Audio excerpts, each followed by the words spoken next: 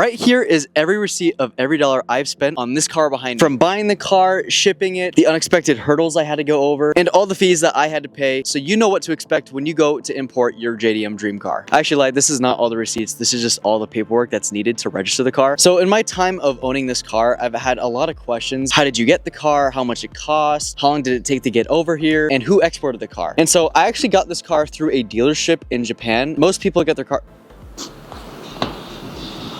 All right.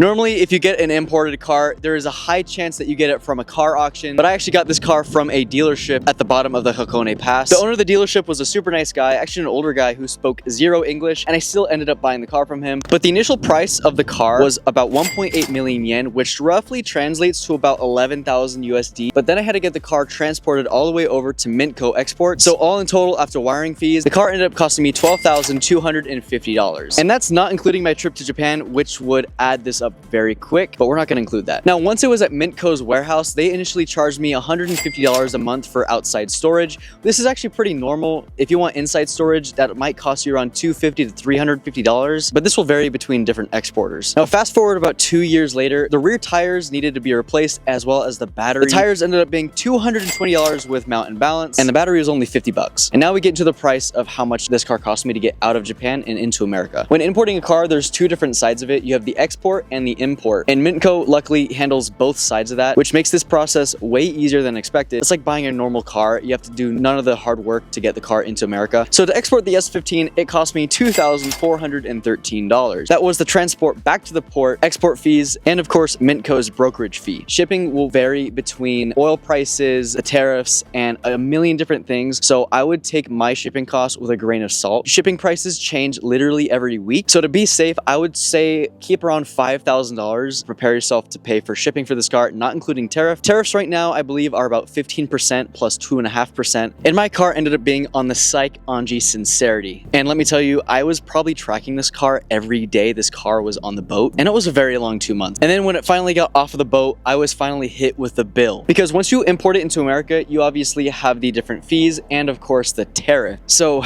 the final bill of importing the car was $3,600, and $1,800 of that was in tariffs alone. And if you thought it stops there, it doesn't, because we still have to get the car from the port. And luckily, my girlfriend's dad loves me, and so he actually lent me his work truck and his trailer. So all I had to do was pay for gas. Honestly, guys, if you don't have a friend with a truck and trailer, it's a really good investment. You should get one. So in gas alone, I spent about $260, which isn't bad going from Las Vegas to California and back, especially with all the gas prices right now. That was actually honestly not bad. But once you arrive at the port, you are going to need something called a TWIC card. And I honestly regret not getting this card, because basically the TWIC card allows you to get into the port. But if you don't have one, that's fine, because usually the port has an escort service. But honestly, I really regret not getting my TWIC card, because it costs only $125, and it usually takes about a week or so to get your TWIC card, and it lasts 5 years. And if you don't have your TWIC card, I was hit with a $100 fee to get escorted into the port. So if you guys import cars on a regular basis, I highly recommend getting the TWIC card, because it is going to be a good investment. So I paid the $100 fee to get escorted into the port, picked up my car, threw it on the trailer, and I drove back home. Then I have to get the car registered. So because the export certificate has someone else's name on it, because I bought it from someone else, the titling services in Japan work a little bit differently than America, because in America, you have your title and then you sign your name on the title saying that you bought it and it's yours. It doesn't really work like that in Japan. So basically, I had to go through a bonded title process, and I had to get a surety bond. Because when you give the title to the DMV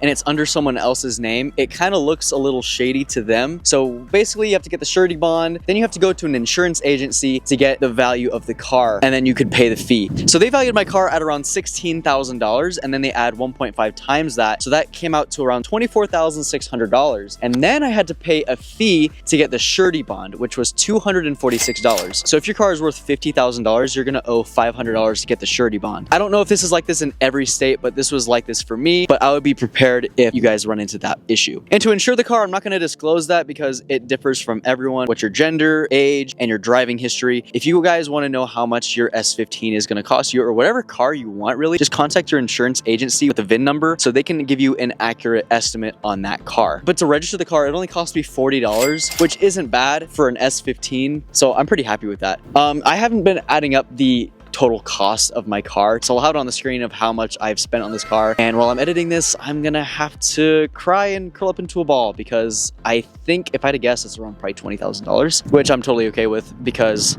just look at it, looks so sick. So that's gonna have to wrap it up for today's video, guys. Thank you guys so much for watching. If you have any import or export needs, or if you want to find your own dream car from Japan, hit up Mintco Exports. They helped me out with storing the car, exporting the car, taking care of the car, and I highly recommend Miguel as he is the owner of the business. He's actually a Vegas local who is actually in Japan sourcing all the cars and exporting it out to America. And stay tuned to see what else I do to the S15 because I got some stuff cooking up for this car and I'm pretty excited for it. So with that, guys, thank you guys so much for watching and we'll see you in the next video.